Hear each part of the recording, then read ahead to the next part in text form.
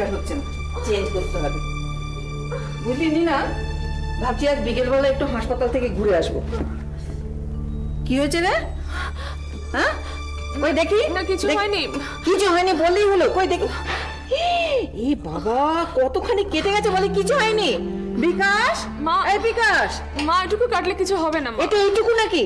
বিকাশ, শিগগিরই আয়। মা প্লিজ চুপ কর। এই ওই টিভির পেছনে একটা আলমারি আছে, ওখানে ডেটল আর টুলু আছে, নিয়ে আয় তো। দেখ হাতটা কেটে ফেলেছে। কতবার বলেছি না, এইসব রিস্কি কাজ তুই করবি না। এই আগুন, ছুরি, বটি এসব থেকে দূরে থাকাই তো এখন ভালো। দেখো দেখি। আমি তাহলে কোনোদিনই কিছু করতে পারবো না। বলো। দেখ ভালো করে মোচ। চল, কিচ্ছু হবে না। হ্যাঁ দেখি, আমাকে একটু তুলে দে। সারাদিন শুধু অন্য লোকের মুখের দিকে চেয়ে বসে থাকে, কে কখন আসবে আর আমার জন্য করে দেবে। নীনা,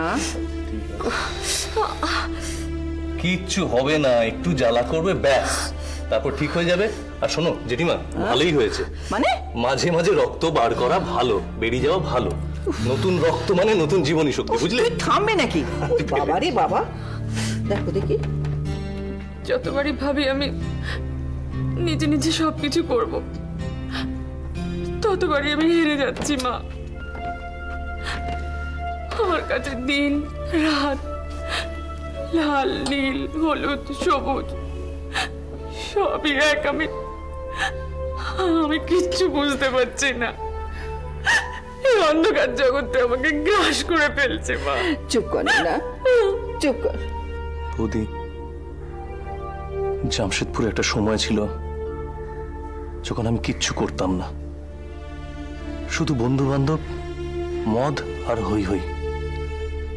মা কত বারণ করেছে, শুনিনি, শুধু নেশা করে পড়ে থাকতাম। তাই নাকি? হ্যাঁ জেঠিমা, কখন দিন কখন রাত কিচ্ছু বুঝতাম না। ঠিক তোমার মতো, শুধু অন্ধকার আর অন্ধকার।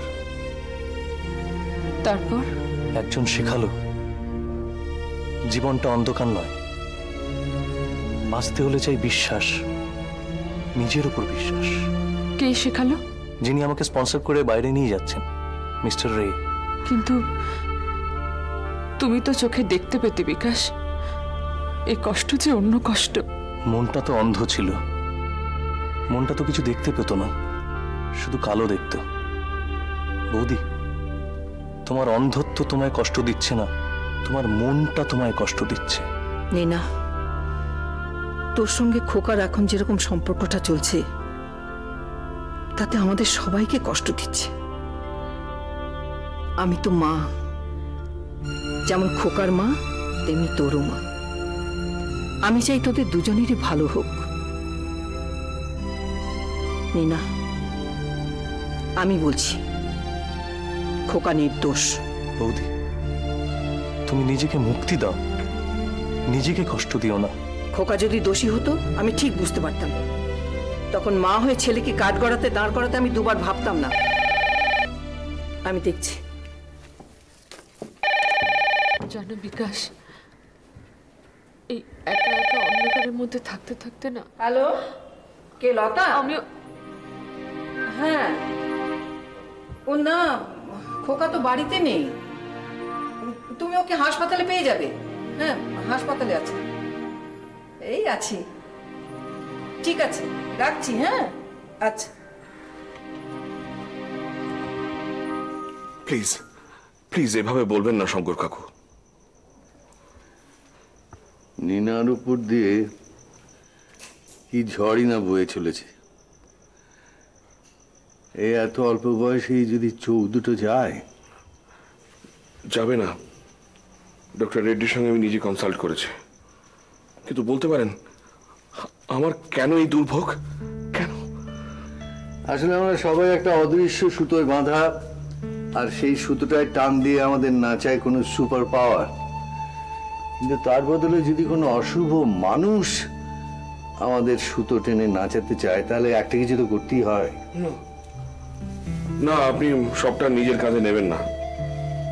সেভাবে দেখতে গেলে দোষ তো খানিকটা আমারও বটে। আমি চেয়েছিলাম কোনো ঝামেলার মধ্যে না গিয়ে হসপিটালটাকে শিফট করতে, সেটাও তো ঠিকই ভেবেছিলে। মা নীনা আমাকে ভুল বুঝলো, ভাবলো আমি হয়তো প্যাটেলের হাতের পুতুল হয়ে গেছি। নীনার কথা এমন রেগে গিয়েছিলাম। সামনে দেখো আদিত্য। দেখছি তো, সামনেই তো দেখছি, কিন্তু কি দেখছি? নাথিং। আমার সব স্বপ্ন ভেঙে যাচ্ছে শঙ্কর কাকু। এরকম ভাবছো কেন আদিত্য? মন ঠিক না থাকলে কি কাজ করা যায়? বাড়িতে নীনা এমন দুর্ঘটনা ঘটে গেল, চোখে দেখতে না পাওয়াটা যে কি কি মারাত্মক। রাত নেই দিন নেই পুলিশ হানা দিচ্ছে। রিল্যাক্স আদিত্য। কিভাবে রিল্যাক্স করবো? আমি কি খুনি? মোটেই না। আমার আমার টাকা পয়সার প্রতি কোনো লোভ নেই, আমি যথেষ্ট রোজগার করি। সেটাও জানা। পুলিশ সেটা জানে না। আর 2 মিনিট। কি হবে তারপর? একটা ঝকঝকে তরোয়াল তোমার হাতে দিয়ে দেবো। কি? একটা অস্ত্র, ওয়েপন। তোমাকে বাঁচাতে পারবে বলে আমার বিশ্বাস। আমি আর কতটুকুই বা কি করতে পারি? এটুকুই বা কে করে? যদি খুব ভুল না করে থাকি তাহলে যার কথা বলেছিলাম তোমাকে সেই।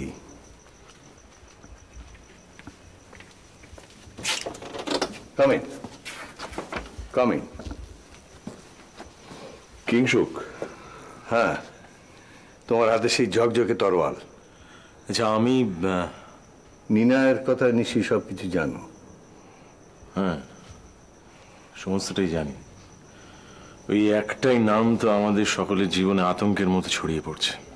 কিংসুক, আদিত্যকে আমি কোনো সাহায্যই করতে পারিনি। পেটেলের ডান হাত এখন আমার হাতের মুঠোয় ডক্টর ব্যানার্জি। সেই হাতটা ধরে একটা জোরে মোচড় মারলেই হাতটা যার সে নিশ্চয় চিৎকার করে উঠবে। মানে? রনি গুপ্তা আমার বাজি জেতার ঘোড়া। শঙ্কর কাকু পেটেলকে নিয়ে দুর্ভাবনার দিন শেষ হয়ে আসছে। Very good. আপনাকে বলেছি না, সমস্ত কিছুর হিসেব আমার চাই, সমস্ত কিছু। ডক্টর ব্যানার্জি, আমি চেষ্টা করবো যে আপনাকে যাতে কেউ কোনোদিন আর বিরক্ত না করে। Thank you. আপনি আপনার কাজটা করে যান, আমি এদিকে আমার কাজটা করি। শঙ্কর কাকু, আমি জানি যে আমার ক্ষমতা খুব সীমিত, তবু আমি হারবো না। আমি আমার লড়াই চালিয়ে যাব। That's the spirit. শঙ্কর কাকু, কে বলে যে আপনি কোনো কাজে আসেন না? আপনার এই তরোয়ালটি সত্যিই ঝকঝকে। Thanks Kingsuk, thanks a lot. Kingsuk, I am proud of you. হ্যাঁ, কিন্তু শঙ্কর কাকু, আমি কিন্তু শঙ্কর চৌধুরীর মতো সহজ ছেড়ে সহজে যাব না।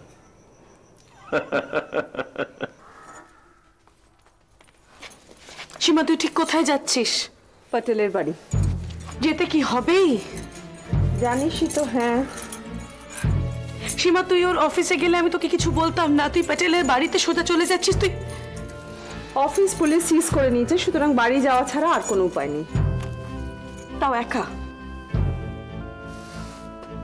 আর কাকে নেব? অংশুমান, অ্যাটলিস্ট কিংসুক। সীমা, কাজটা কিন্তু ঠিক হচ্ছে না। কোন কাজটা? তোর এভাবে প্যাটেলের বাড়িতে সোজা একা যাওয়াটা, এটা মূর্খামি হচ্ছে সীমা। বাঘের গুহায় একা হেঁটে যাওয়ার মতো মূর্খামি। সীমা, একবার ভেবে দেখ, একবার ভেবে দেখ সীমা। আমি ভেবে দেখেছি, এরপর আর কিছু ভাবার নেই তো। তোকে আমি এই ঝুঁকিটা নিতে দেব না। ঝুঁকি? আমার আবার কিসের ঝুঁকি? সীমা, সীমা,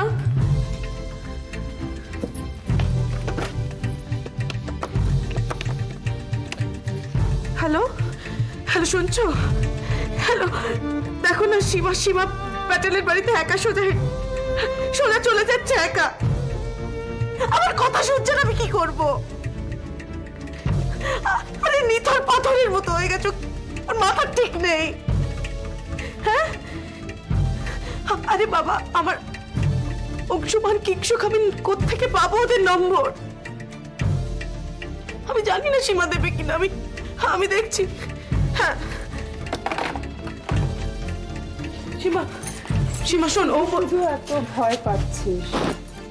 আমার কিন্তু সত্যি সত্যি হারানোর কিচ্ছু নেই, আমার জন্য এত চিন্তা করিস না তুই। সীমা, সীমা প্লিজ একা যাস না।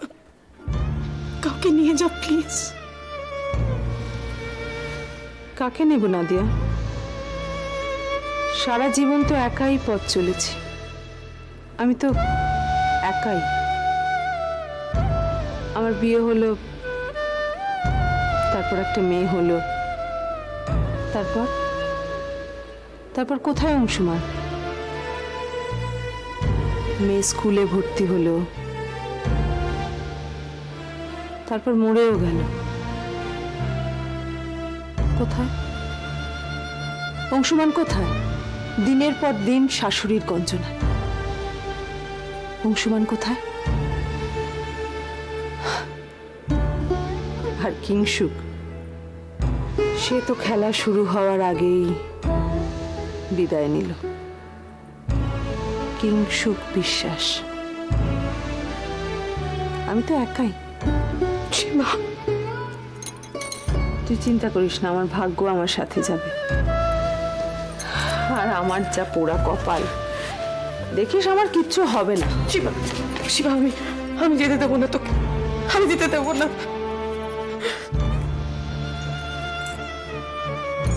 আমাকে তো যেতেই হবে নাদিয়া, আমি যাবই। কি ভাবছিস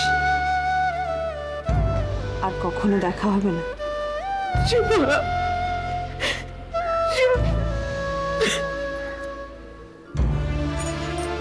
নাদিয়া, নাদিয়া, এইটুকু প্রার্থনা কর যেন আমি আমার মেয়ের খুনের বদলা নিতে পারি। প্যাটেলের মুখোমুখি দাঁড়িয়ে আমার বুক যেন একবারও না কেঁপে ওঠে।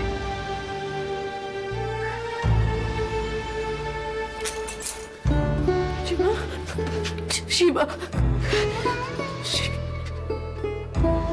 চলে গেল।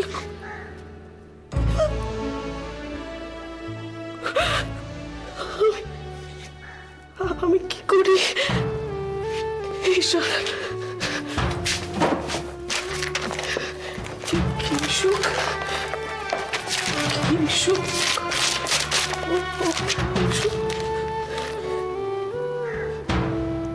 শঙ্কর কাকু।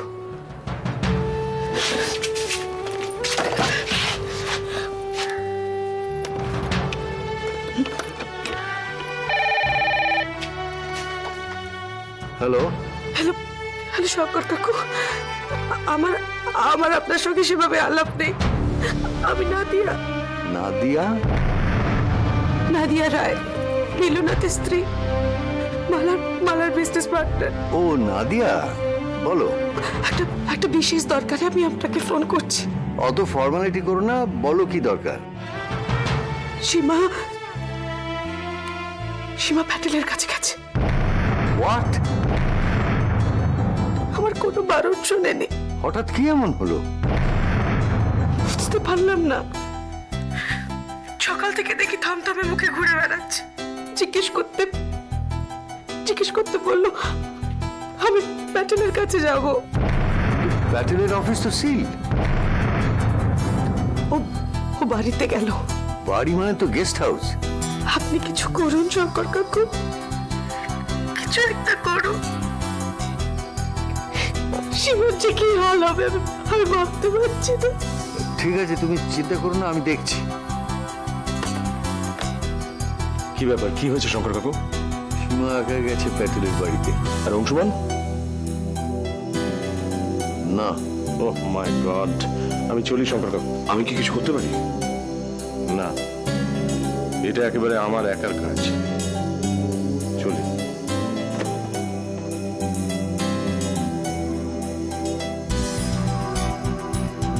মেয়েটা একা যেতে গেল কেন? শঙ্কর কাকু, যদিও আমি কিছু বুঝছি না, তবু আমি কি কিছু করতে পারি? মানে প্যাটেল কি করেছে? পরে বলবো। তোমার এখন একটাই কাজ, তমালিকা রেখে সুস্থ করে তোলা। ওকে বড় দরকার, ওর ভালো হয়ে ওঠাটা খুবই দরকার।